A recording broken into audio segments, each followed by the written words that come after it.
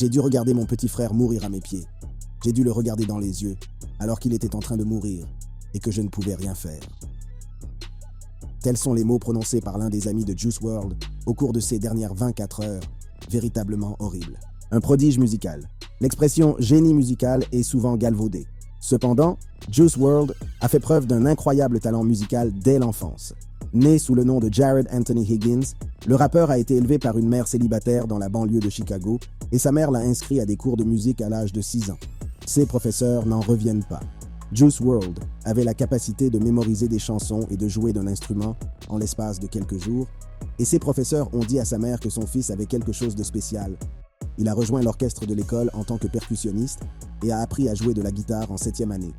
Sa mère encourageait vivement ses talents musicaux, mais certaines musiques lui étaient interdites. Chrétienne pratiquante, elle lui interdit d'écouter du hip-hop.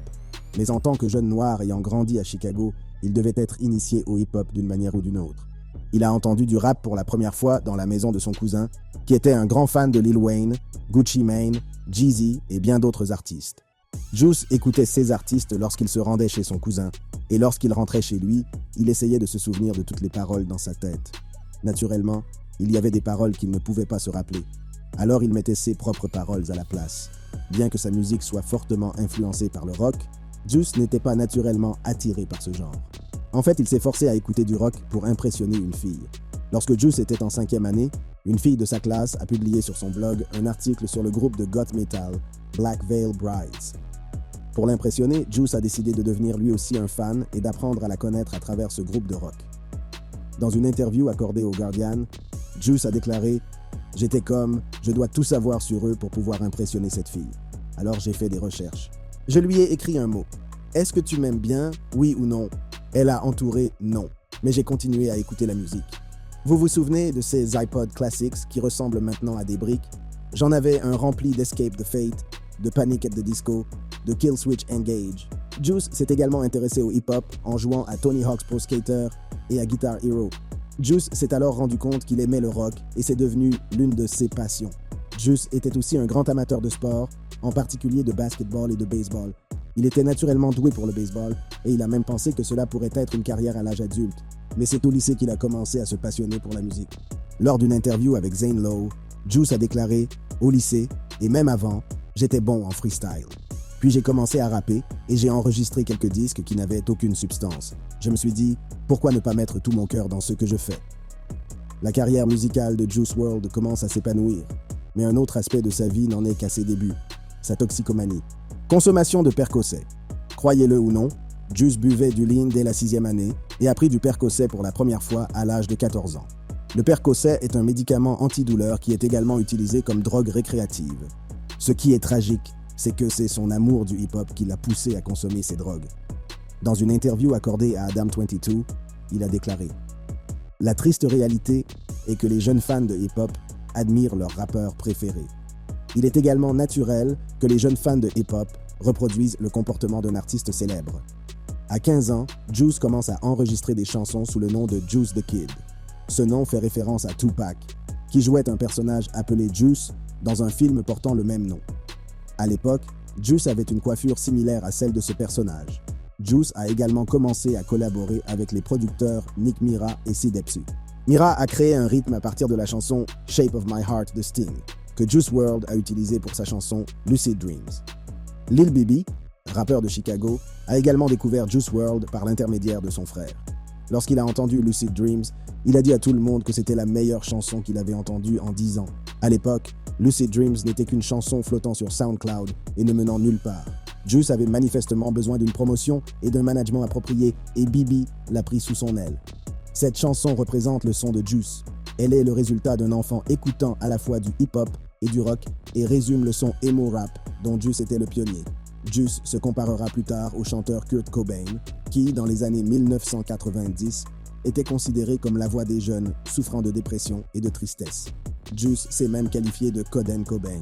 Et croyez-le ou non, Juice n'aimait pas vraiment cette chanson. Quand Bibi lui a dit que c'était la meilleure chanson qu'il avait entendue en 10 ans, Juice a répondu « Tu veux savoir quelque chose? C'est la seule chanson sur laquelle je me suis assis et j'ai réfléchi. » La réponse de Bibi a été « Tu sais ce que ça veut dire. Tu devrais probablement t'asseoir et réfléchir à une autre chanson. » Mais selon Bibi, cette formule ne s'est pas avérée gagnante. Il est revenu me voir quelques jours plus tard et m'a dit « Hey Bibi, regarde ça, c'est moi qui l'ai écrite. » Il me l'a fait écouter et c'était un peu moyen, un peu faible. Alors je lui ai dit « Tu sais quoi, Juice, continue à faire ton truc. » Juice détestait cette chanson. Il l'a toujours détestée. Il me faisait confiance. L'un des premiers souvenirs de Lil Bibi concernant Juice montre ses deux facettes, un génie musical et une personne luttant contre l'addiction. Juice enregistrait la chanson Robbery en buvant une bouteille entière de Hennessy, un cognac titrant 40% d'alcool. Bibi se souvient, il a fini toute la bouteille et a dit au début de la chanson « Ce Hennessy est vraiment fort ». Puis il a freestylé toute la chanson. C'était légendaire parce qu'il buvait vraiment toute la bouteille de Hennessy. Je n'ai jamais vu ça de ma vie. Je n'arrivais pas à y croire parce que je ne peux même pas boire une gorgée de Hennessy cul sec. Mais il a bu toute la bouteille. L'année où il a obtenu son diplôme de fin d'études secondaires, Juice a publié son premier EP, Juice WRLD 999. Celui-ci attire l'attention des rappeurs de Chicago Money et G Herbo. Mais l'ambition de Juice est de réussir en dehors de la Windy City, ce qui est plus facile à dire qu'à faire. Au-delà de Chicago. Selon Juice WRLD, il n'est pas facile de s'imposer en dehors de Chicago. Juice compare Chicago à des crabes dans un seau. Tout le monde essaie de sortir, et quand quelqu'un essaie de sortir, tout le monde essaie de l'en empêcher. À un moment donné, en 2017, Lil Bibi a organisé une réunion avec le label Interscope à Los Angeles, dans l'espoir de faire signer Juice. Juice était signé chez Internet Money Records, qui appartenait à Universal. Mais Juice estimait qu'Interscope lui convenait mieux. À l'époque, Juice était sur SoundCloud avec des chiffres peu impressionnants. Et Bibi a donc dû expliquer pourquoi il pensait que Juice deviendrait la prochaine grande star. Dans une interview accordée à Vlad TV, Bibi a déclaré « Nous avons reçu un appel d'Interscope qui était intéressé. Alors nous nous sommes envolés pour Los Angeles. Nous n'avons toujours rien reçu et aucun numéro. Ils l'ont regardé enregistré. On a fait la réunion. Je joue la musique en me disant « C'est la meilleure chanson que j'ai entendue en 10 ans et je sais ce qui va se passer. Je n'ai vraiment pas besoin de vous. » Le label me disait de ne pas sortir cette chanson et de travailler sur All Girls, mais j'ai dit « Je m'en fous, c'est la chanson dont j'ai besoin maintenant. » Je savais que c'était la chanson qui allait toucher tout le monde. Si Juice WRLD n'avait pas de gros chiffres à son actif, des artistes similaires faisaient des vagues. En 2017, XXXTentacion a sorti son premier album, 17, et Lil Peep a publié Come Over When You're Sober, PT1. Un nouveau mouvement appelé Emo Rap faisait son apparition, et Juice était destiné à en être la prochaine grande star. Interscope signe un contrat de 3 millions de dollars avec Juice. Malheureusement, Lil Peep est décédé quelques mois après la sortie de son premier album, des suites d'une overdose accidentelle. L'agence américaine de lutte contre la drogue a alors rejeté la scène SoundCloud Rap en plein essor en raison de sa glorification de la consommation d'opioïdes. Juice WRLD a apparemment ralenti sa consommation de drogue après la mort de Peep. Mais il a nié que sa musique glorifiait la consommation de drogue et a estimé qu'il faisait de la musique pour aider d'autres toxicomanes à faire face à leur dépendance. Il a déclaré « Pour moi, c'est une thérapie. Pour moi, c'est une thérapie. Chaque fois que je fais de la musique, cela m'aide à m'en sortir. Si je fais de la musique, c'est en partie pour permettre à d'autres personnes de se libérer. Je sais que je peux toucher des vies avec ma voix, alors je choisis de l'utiliser. » Lorsque Juice voulait rapper, il ne parlait pas d'argent, de voitures rapides et de femmes en bikini. Ce n'était pas ce qui l'intéressait. Il voulait quelque chose qui parle à ses fans. Au lieu de cela, il rappait sur les relations, les chagrins d'amour et ses luttes intérieures. Il a évité de produire de la musique hip-hop fanfaronne et s'est plutôt concentré sur quelque chose qui trouverait un écho auprès de ses fans habituels. Dans une interview accordée au Guardian, Juice a déclaré « Il y a tellement de déchets, vous savez. Je ne me moque pas des autres artistes, j'aime beaucoup d'autres rappeurs. Mais au bout d'un moment, je parle de choses qu'ils ne connaissent pas ou dont ils ne veulent pas admettre qu'ils les connaissent. Je pourrais écrire des chansons sur le fait de sauter dans des jets privés, mais les gens qui téléchargent ma musique, pour la plupart, ne monteront jamais dans un jet privé. » En février 2018, Juice a publié son tout premier clip vidéo, All Girls Are the Same. Ce single s'est classé à la 41e place du Billboard. Et 3 mois plus tard, en mai, il sort son premier album Goodbye and Good Riddance. Le même mois, il sort le single Lucid Dreams. Lorsque cette chanson est sortie sur un label approprié, elle s'est classée 2e au Billboard. Lil Bibi avait raison. C'était une très bonne chanson. Juice WRLD a fait plus que sortir de Chicago. Il était devenu une superstar internationale. Une gloire retrouvée. Les rêves lucides ont transformé la vie de Juice pour toujours. Il a soudainement eu beaucoup plus d'argent et a décidé de le dépenser sans compter. Lil Bibi se souvient avec émotion qu'il a stupidement dépensé son argent pour acheter des vêtements. Il a écrit « Je l'ai vu dépenser des millions de dollars en vêtements et il s'habillait tellement mal, il se croyait tout frais. » Bibi a ajouté « Il suffisait de dire « Il n'y en a que 10 dans le monde pour qu'il paie ce qu'il voulait. » Il n'y a pas eu de discussion possible. Je l'ai vu acheter des chaussures pour 25 000 €. Il les a portées une fois pour jouer au basket. Après ça, Ils ont été battus à plate couture. Cela dit, sa mère a fait de son mieux pour s'assurer que sa nouvelle célébrité ne lui monte pas à la tête. La première fois que je l'ai vu se produire, c'était à Chicago. Je ne sais plus où, mais j'ai vu la foule et j'ai vu les filles, et prenez un selfie avec moi. Il était gonflé à bloc. Il vivait encore avec moi à l'époque, et quand il est rentré à la maison, je lui ai dit de sortir les poubelles, parce que je voulais qu'il reste humble. Juin 2018 a été un mois plus tôt sombre pour le mouvement emo rap. XXXTentacion a été tué à l'âge de 21 ans. Cela a poussé Juice à sortir un EP, Too Soon, en mémoire de C0's Lil Peep et XXX. Dans la musique rock, il existe un phénomène connu sous le nom de Club des 27, qui fait référence au nombre inquiétant de stars du rock décédées à l'âge de 27 ans. Cette liste comprend Jimi Hendrix, Jim Morrison, Janis Joplin et Kurt Cobain. Dans l'une des chansons, Juice rappe « What's the 27 Club? We ain't making it past 21 ». Mais Juice WRLD allait tout simplement connaître un plus grand succès. Cet été-là, Juice WRLD a fait un freestyle pour le DJ britannique Tim Westwood et a pu rapper hors du dôme pendant 1 heure. Il ne cesse de prouver à quel point il est talentueux. Cette année-là, il travaille également avec le producteur Benny Blanco, qui se rend compte que Juice est au-dessus du lot. Benny a déclaré « Il entend 1 seconde de rythme. Il y va. Et non seulement il trouve les paroles et la mélodie, mais il fait toute la chanson en une prise. Il entend 1 seconde du rythme, il y va, et non seulement il trouve les paroles et la mélodie, mais il fait toute la chanson en une seule prise. Et il a fait 3 autres prises et 3 autres chansons à succès sur le même rythme. Puis, il dit simplement « Choisissez les meilleures parties que vous aimez ». Et ce n'était pas comme s'il avait des paroles stupides. Sa merde vous faisait ressentir quelque chose. En octobre de la même année, Juice sort une mixtape intitulée World on Drugs, qui est un projet de collaboration avec Future. Il travaille désormais avec l'un des rappeurs qu'il écoutait lorsqu'il était enfant. Juice WRLD a continué à être positif. Et il n'y a pas de meilleur exemple que ce qui a été révélé en novembre 2018. Le musicien Sting n'a pas tari d'éloges lorsqu'il a entendu Lucid Dreams et l'a qualifié de « belle interprétation fidèle à la forme de la chanson originale » et a plaisanté en disant que les redevances permettraient d'envoyer mes petits-enfants à l'université. Mais le producteur de la chanson, Nick Mira, a déclaré sur les réseaux sociaux que Sting ne faisait pas que plaisanter au sujet des droits d'auteur, mais qu'il faisait preuve de souplesse. Dans un tweet supprimé depuis, Mira a écrit « Fuck it Official Sting et toute son équipe ». Après avoir pris 85% de Lucid Dreams pour l'interpolation de Shape of My Heart, pas même un échantillonnage, il a menacé de nous traîner en justice pour avoir essayé d'obtenir le moindre pourcentage. Sting s'est également vanté d'avoir volé notre argent et a déclaré que cela avait permis à ses petits-enfants d'aller à l'université. Il a ensuite ajouté « Tout le monde met un fuck at Official Sting dans les commentaires si c'est vrai ». Sting a nié avoir tenté de porter plainte pour cette chanson. Quoi qu'il en soit, Juice n'a pas semblé trop perturbé par la situation. Il a écrit « Des millions perdus, des millions gagnés. La chanson a eu un impact positif sur beaucoup de gens pour que je m'en offusque. Il y a toujours plus d'argent à se faire et je le ferai. 2 emojis de cœur. Maintenir le succès. En réalité, Juice savait qu'il ne serait pas un one-hit wonder. Et Lucid Dreams n'était que le début et non la fin. Début 2019, l'équipe de Juice avait de grandes attentes. Bibi a déclaré « Je pense qu'il peut être comme Drake, pour de vrai.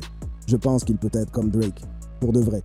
Je pense qu'il peut être comme ça parce que sa musique peut toucher tout le monde. Je veux juste que ses albums soient l'histoire de sa vraie vie. J'essaie toujours de lui demander « Qu'est-ce que tu traverses en ce moment? Comment te sens-tu? Quelle est l'histoire que tu veux raconter ?»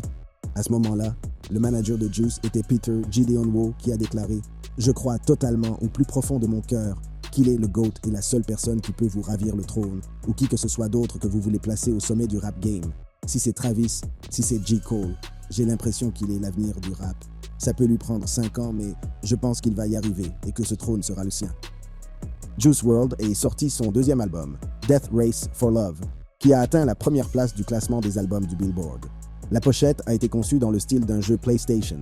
Comme la façon dont il a découvert différentes musiques grâce à Tony Hawk's Pro Skater, Juice a passé le début du printemps à accompagner Nicki Minaj lors de sa tournée mondiale et le reste du printemps et le début de l'été à collaborer avec Ski Mask de Slump God. Il a également travaillé sur des morceaux avec Elliot Goulding, BTS et NBA Youngboy, entre autres.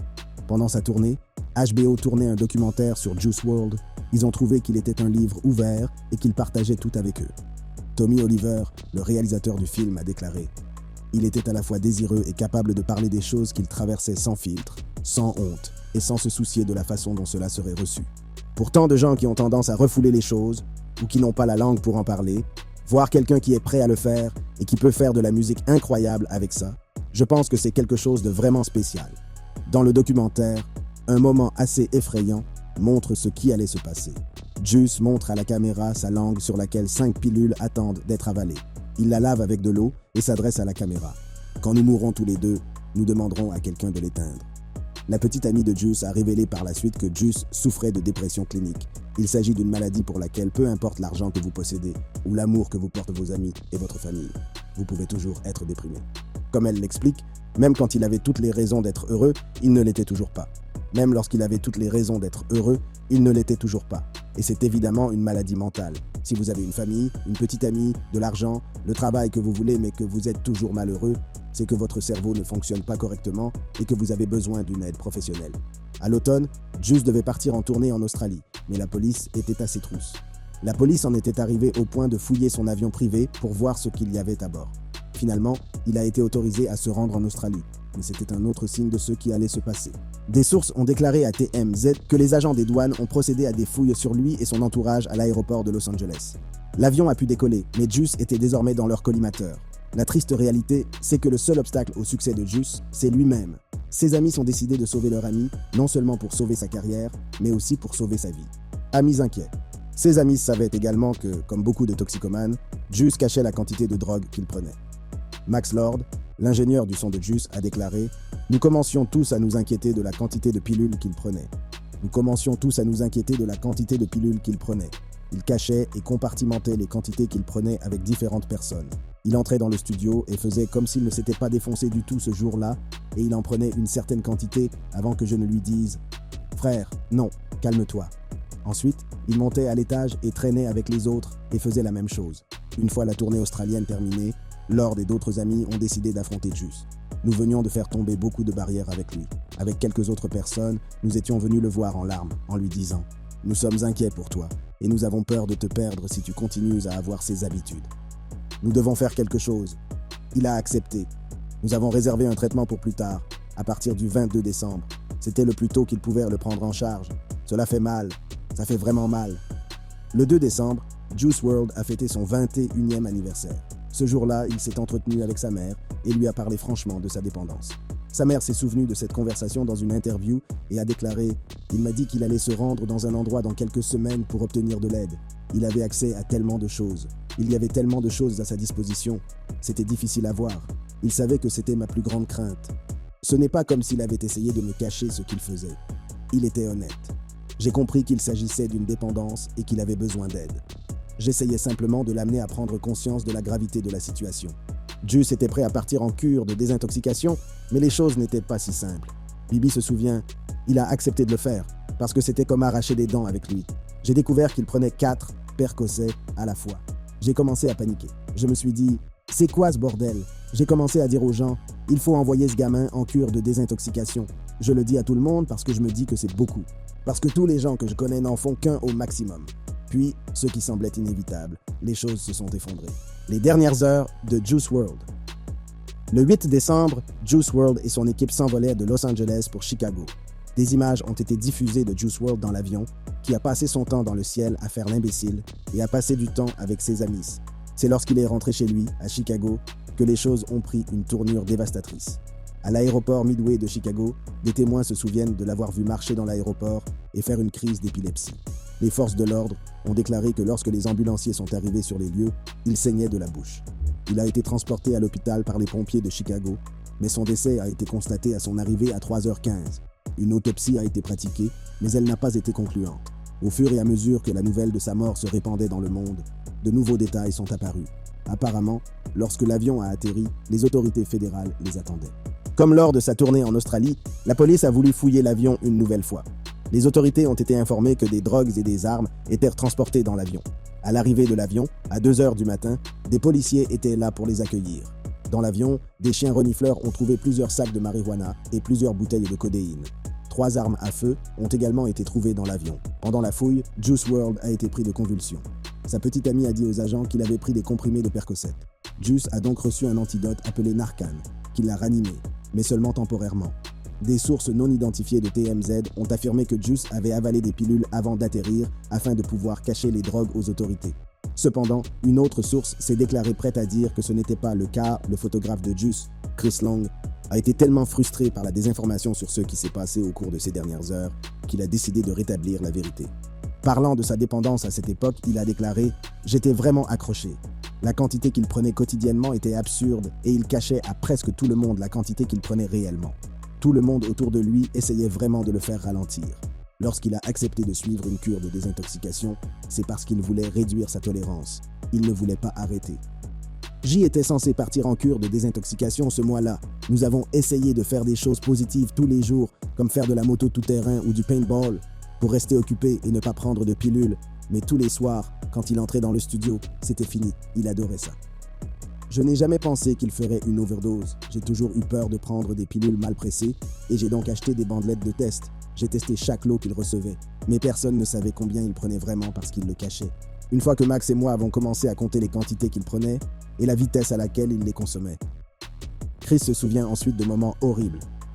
J'ai dû regarder mon petit frère mourir à mes pieds. J'ai dû le regarder dans les yeux alors qu'il était en train de mourir et que je ne pouvais rien faire. J'ai dû regarder Ali le tenir en criant, perdant l'amour de sa vie dans ses bras.